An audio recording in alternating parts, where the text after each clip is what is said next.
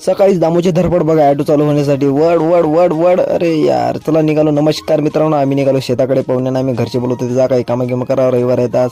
गेलो भाऊ शेताकडे. आम्ही श्याम पाटील पण भेटले रस्त्यात. श्याम पाटीलचा फिटनेस बघा आहे पा, एक नंबरच फिटनेस आहे, उभाच आहे. गेलो बाबा पवन्यान मी शेतामध्ये गेलो. आपण आपल्या शेतामध्ये गेलो, पवन तिकडे त्याच्या शेतामध्ये गेलो. तर आपल्या शेतामध्ये पुंजाने उचलायचे होते. माय मी तर लयच काम होता आज. उचलले भाऊ काही करून पुंजाने, कसं करून उचलले. तुम्ही सांग पवन शेट कुठे आहे? तर पवन शेट त्याच्यावर, पवनला काहीच काम जमत नाही भाऊ, मातीने लागली पाहिजे पायाले. उचलले शेवटी आपलं पुंजाने उडं लावला. श्याम पाटलाला फोन ये म्हणलं, झालं काम आपलं. श्याम पाटील लगेच आणे भाऊ, ताबडतोब हजरच होते. आले गाडीवर, सोडला आपल्याला घरी गेल्यावर आपला पुण्याहून दोस्त आलता. मुंबईचे नाही पुणेचे आहे आपला दोस्त. मी काही खाऊ घालतो तुला. तर रस्त्यात भेटले आमचे गावचे शाहूकार नंदू पाटील जाधव.